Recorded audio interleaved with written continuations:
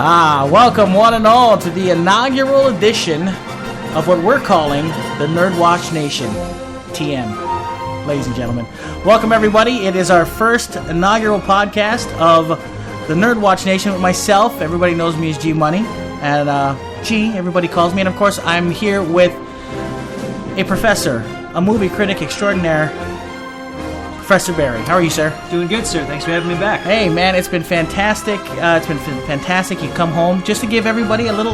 Why don't we tell everybody who we are, where we come from, what we stand for, things of that nature, just in the movie section. So, why don't you go ahead and Barry, tell everybody who you are and what your credentials are. My credentials is that I'm a member of the Denver Film Critics Society. I was and is a freelance writer for a number of different film periodicals, including Maui Time for about 8 years. I write for different websites. Now I'm writing for Maui Watch. And I've been in love with film most of my life, and been published in different places as a film critic since I was a small child. But thankfully, my reviews have gotten much better over the years since I was 10. Good. So, why don't you kind of give everybody the down low as far as we're based out of Maui, which is our home. Yes. Where we live. You were based out of Colorado for a while, but you are a homegrown Maui boy. Is that not correct? Yes, I grew up on Maui from the time I was about 8 years old until I was about 20, and then I went to college in Colorado. And I meant to come back much earlier, but then I fell in love and stayed out there for a while. I taught film courses at the University of Colorado Springs from 2006 to 2014.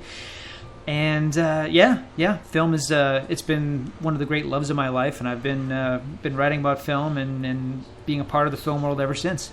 So you actually are, credential-wise, you are a literal professor of cinema. Yeah.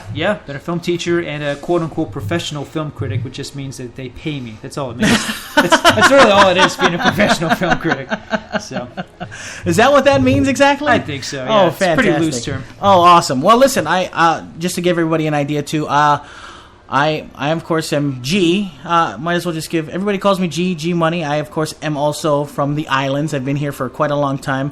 I started my life here on Maui, just to give you an idea.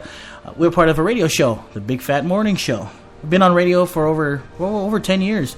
So now I'm venturing into the podcast universe, the podverse, as we like to call it here.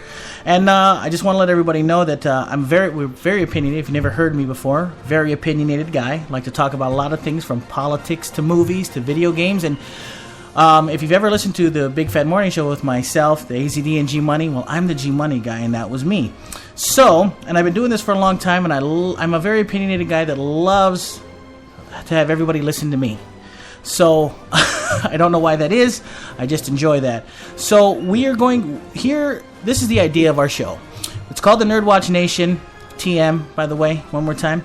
So, NerdWatch Nation because we don't have anything like this out of the islands. So I figured we'd do something unique and bring it to you guys and see if you enjoy it. And if you guys do like it, please let us know about it. Hit us up on Facebook. Hit us up. Of course, I'm on Facebook. I'm on Twitter. I'll give you all my Twitter handles. It's GMoney808. Same thing with my Facebook, GT808. You can check it out there.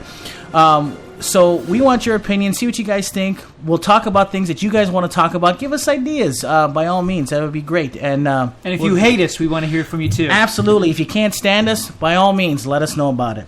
So why don't we go ahead and kick off the show, Barry, with we're going to be doing movies this week. I mean, I guess you could say our foundation will be movies because of your expertise in this for this podcast itself, but we'll also offshoot into it's NerdWatch. So we'll talk movie news, we'll talk reviews, we'll also talk about gaming and and everything nerd culture-esque.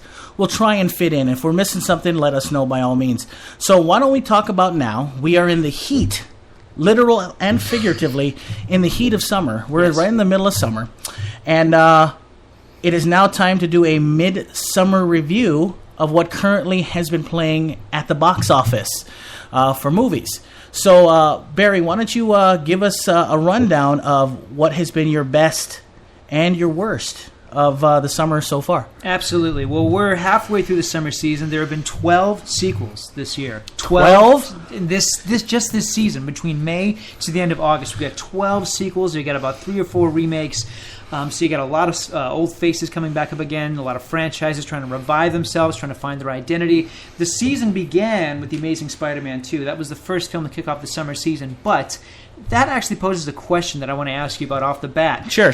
The first official summer movie was Captain America: The Winter Soldier. That Right. was the last weekend of April. Right. Should we count that as a summer film? You know what's funny is that you say that, and that's exactly the argument that I was going to have with you, was the fact that it seems like Hollywood is pushing back the summer calendar further now.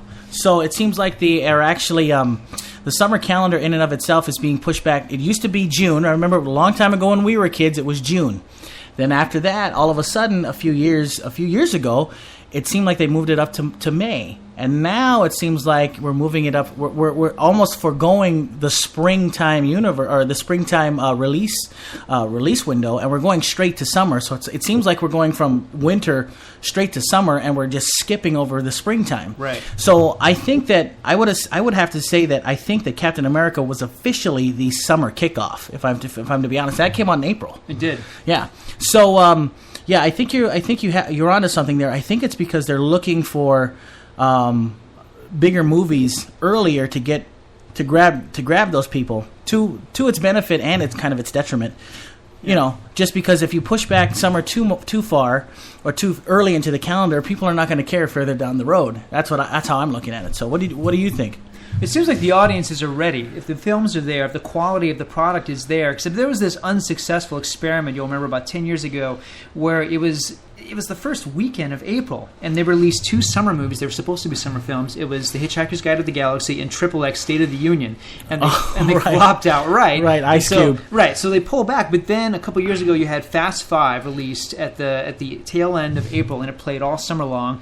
And now, with the Avengers and other summer films, it seems like it just keeps getting earlier and earlier. I keep waiting for a summer movie to come out in March. I mean, because the audience is there. They are ready. They want to see these big event tentpole movies. Right. So do you think based on the fact that now people have the capabilities of doing movies in the home now, do you think that Hollywood essentially has to make these movies more bombastic and bigger every season now? Is that what we're saying here? Is that? I wonder if bootlegging is an issue too, because so many times overseas the bootlegs come out so quickly. So I wonder if they're competing with that as well as what the TV seasons are. I mean, as you know, television has gotten so good. I wonder if the studios are also competing with some of the best shows that are on right now, whether it's AMC or A&E. Dare I say that television right now in its current state is better than movies? I can't believe I'm saying that, but I have to admit that there has been some spectacular television in the last few years that has just been phenomenal. I mean, let's be honest, Barry, I've turned you on to Breaking Bad, which is the most phenomenal show that you have ever seen on television, and it's better than most movies that come out. It is. So listen, now that we've kind of discussed that, why don't we go into the list of films that have come out this summer that we have seen, and I'll if I haven't seen it, I'll let you know, okay. and vice versa. So why don't we start, since we have made the proclamation here on NerdWatch Nation, we made the proclamation that summer started with Captain America, so why don't we start there? I didn't see it, so you go right ahead. Oh, you didn't see it? I haven't All right. seen it, no. Well, let me tell you something. I watched Captain America, The Winter Soldier. Was I would say that was a big Hollywood blockbuster movie. Was ironic in the fact that it wasn't just good, but it was also thought-provoking. It tackled a lot of issues concerning Captain America, where he came from, and what he thinks of the new world that he lives in. So it tackles a lot of big government conspiracies, and it tackles a lot of interesting social and political issues that, of course, I enjoy. I'm a big politics guy.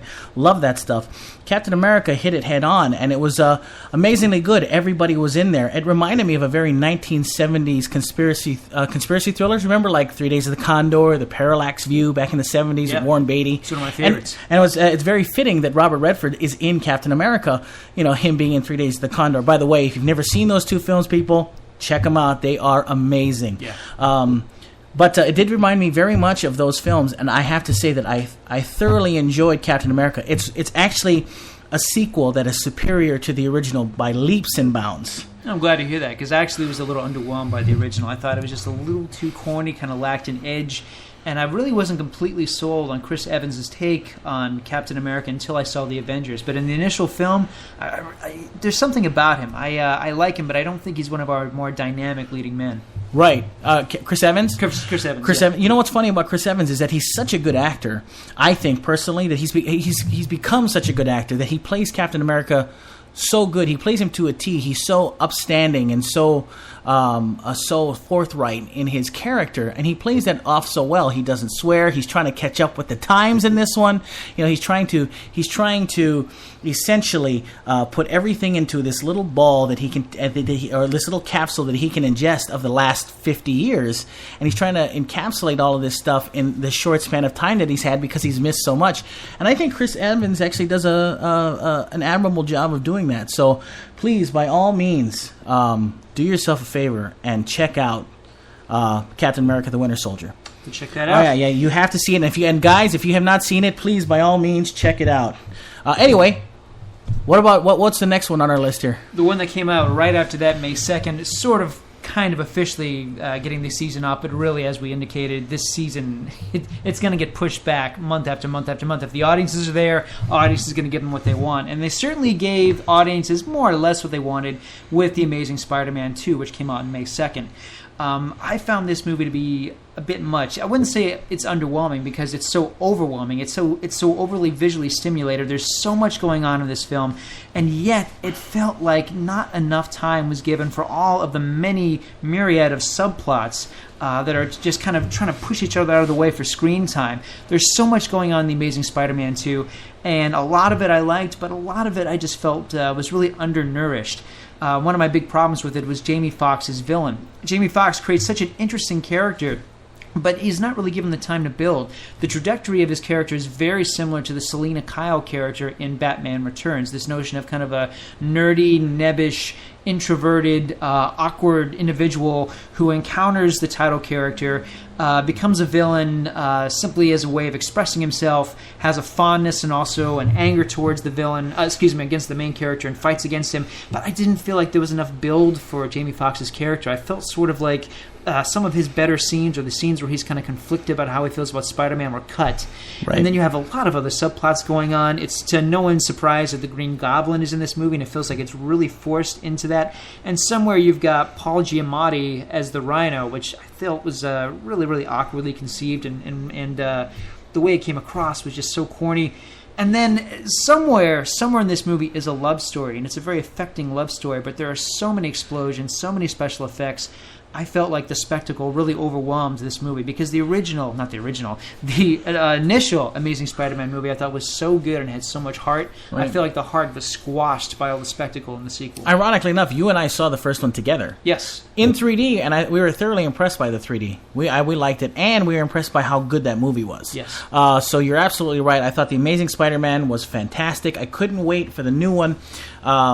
Their chemistry, James Garfield and Emma Stone, was white hot. Yeah. In my opinion, I thought Mark Webb, the director, did a great job. He was fantastic. The writing team did great. They wrote a very emotionally action-packed film, and I have to say that I was thoroughly impressed. It actually got me a little weepy. Me too. In the original. Yeah. Now I'm in the same boat as you with Spider-Man, The Amazing Spider-Man 2. I did not see it, but I will say this is that apparently your review is kind of spot on, just based on the fact that they have said that there is just too much going on. There's so much going on, and it's so dense in its storytelling and its characters that things get lost. Yes. But here's the kicker. Apparently, they did that because they are marketing a multiple film offshoot from The Amazing Spider-Man 2. So we're looking at Amazing Spider-Man 3. We're looking at a Venom movie. We're looking at the Sinister Six, which is really cool. So they've tried to springboard from Amazing Spider-Man 2 into all of these other cool flicks. So unfortunately, it looks like that they put too much into one film. Yes. So no one ever gets their due credit for, like you said, Jamie Foxx seemed, according to most reports, wasted. Yeah. His character. You never get to fully understand where he's coming from. But to that, is it something that I should watch? It is. It is. It's worth